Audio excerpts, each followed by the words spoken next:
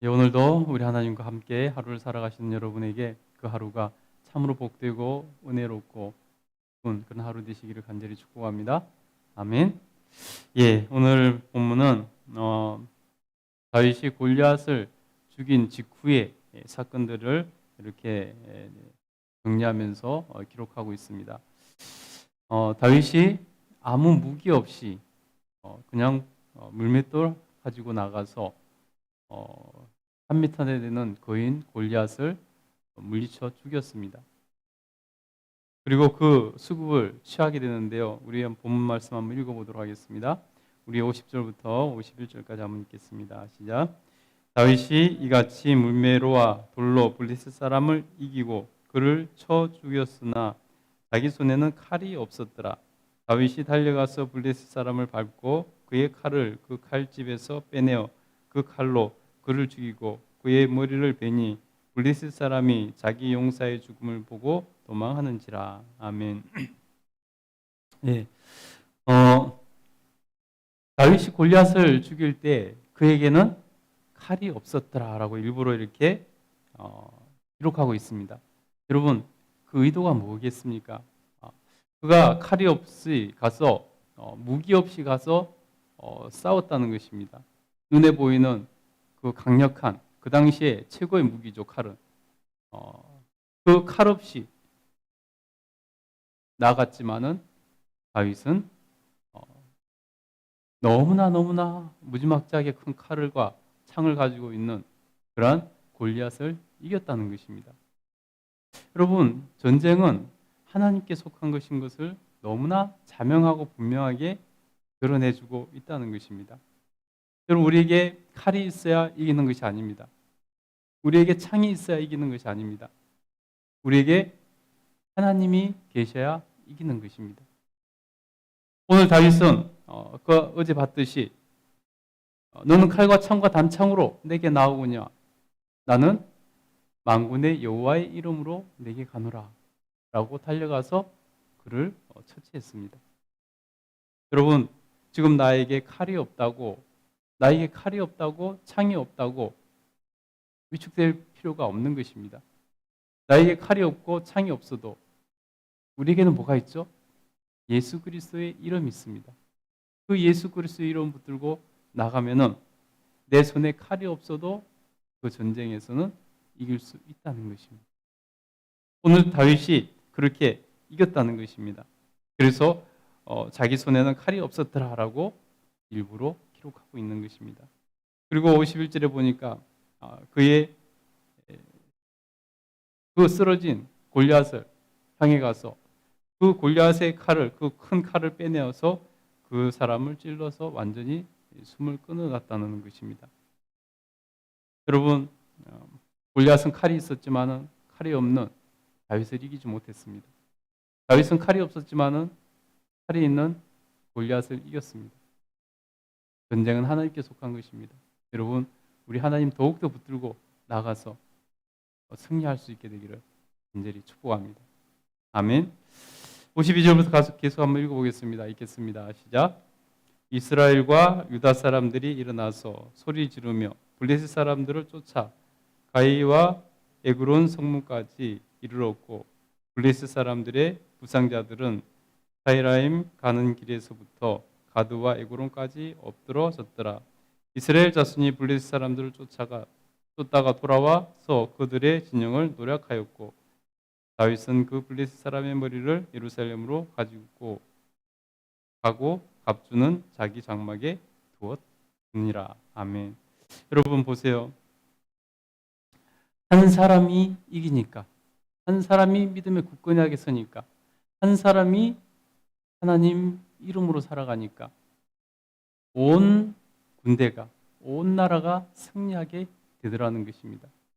여러분, 다윗 한 사람이 하나님 붙들고 서니까, 다윗 한 사람이 승리를 하니까 온 이스라엘이 그 기쁨을 함께 누리게 되는 것이고 함께 승리에 동참하는 것이 된다는 것입니다.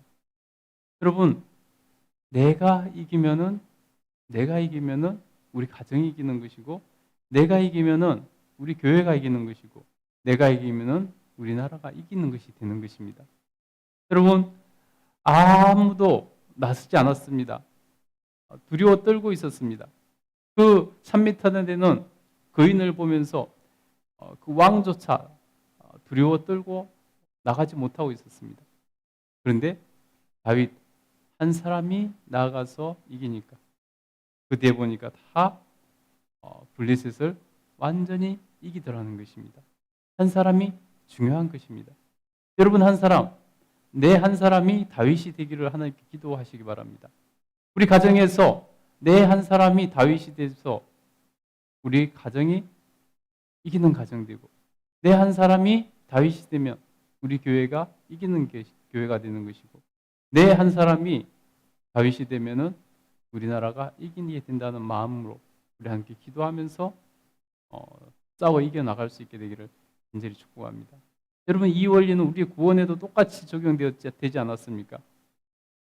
예수 그리스도께서 십자가에 죽으심으로, 예수 그리스도께서 죽음의 권세를 깨뜨리시고 이기심으로, 예수님 한 분이 이기심으로 우리 모든 천열매가 되신 예수님을 따르는 우리 모두가 다 구원을 받고 죄에 대해서, 저주에 대해서, 지옥에 대해서 승리하고 구원받아 하나님 백성 되고 천국의 백성이 되는 그러한 놀라운 은혜를 누리게 되었다는 것입니다. 여러분, 그러니 우리가 하나님 앞에서 나 한 사람이 중요하다. 나 한 사람이 이기면 된다. 다른 사람 어쩌고 저쩌고 얘기할 필요 없이 나 한 사람이 이기면 된다는 마음과 믿음으로 나갈 수 있게 되기를 간절히 축복합니다. 그래서 내 한 사람이 이기면은 승리자가 되는 것입니다. 여러분이 승리할 수 있게 되기를 간절히 축복합니다. 그래서 여러분 가정이 승리하고 우리 교회가 승리하고 이 나라의 민족이 승리할 수 있게 되기를 간절히 소원합니다. 예, 그래서 다윗이 승리한 것을 계기로 해서 온 이스라엘 군대가 가서 블레셋을 무찌르고 그들을 격퇴하고 그 노략문도 다 빼앗고 승리하는 그런 기쁨을 누리게 되었다는 것입니다. 그리고 돌아올 때 그것을 지켜본 사울 왕이 깜짝 놀라서 저 사람이 누군가 하고 묻습니다. 우리 55절부터 한번 읽어보겠습니다. 읽겠습니다. 시작. 사울은 다윗이 블레셋 사람을 향하여 나아감을 보고 군사령관 아브넬에게 묻되 아브넬아, 이 소년이 누구의 아들이냐? 아브넬이 이르되 왕이여, 왕의 사심으로 맹세하옵나니 내가 알지 못하나이다 하매 왕이 이르되 너는 이 청년이 누구의 아들인가 물어보라 하더니. 아멘. 사울이 이 장면을 보면요, 사울이 얼마나 주변 사람들에게 무심한 사람인가 하는 것을 알 수가 있습니다. 여러분, 사울이 지금 이 장면에서 다윗을 처음 봤을까요? 그렇지 않습니다.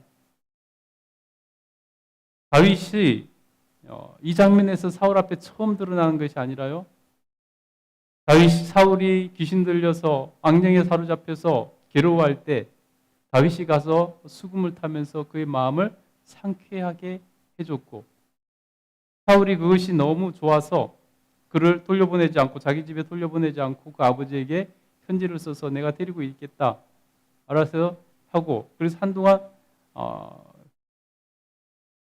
다윗을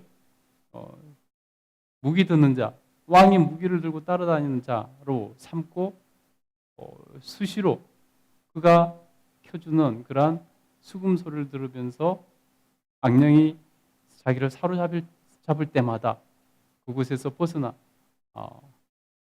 기쁨을 누리는 그러한 은혜를 만끽 했던 사람입니다. 다윗에게 많은 은혜를 누리게 된 것이죠.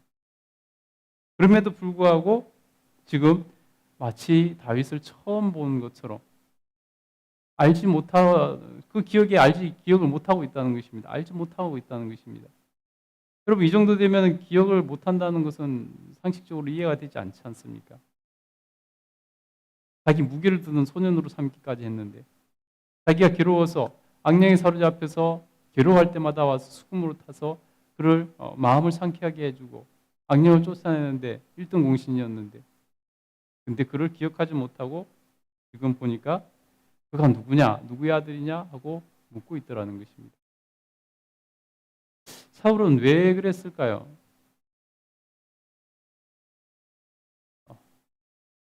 자기밖에 모르는 삶을 살았다는 것입니다. 자기를 돕는 사람들, 자기에게 은혜를 준 사람들을 그냥 가벼이 여겼다는 것입니다. 마치 자기가 왕이니까 그렇게 해주는 것이 당연한 것처럼 살았다는 것이죠. 고마운 줄을 몰랐다는 것입니다. 여러분, 우리가 하나님 앞에서 사울처럼 이렇게 살면 안 될 줄 믿습니다. 다윗이 왕이 됐을 때 얼마나 주변 사람들을 잘 챙겼는지 여러분, 우리가 다윗의 일대기를 성경을 통해서 읽어보면 수 있습니다.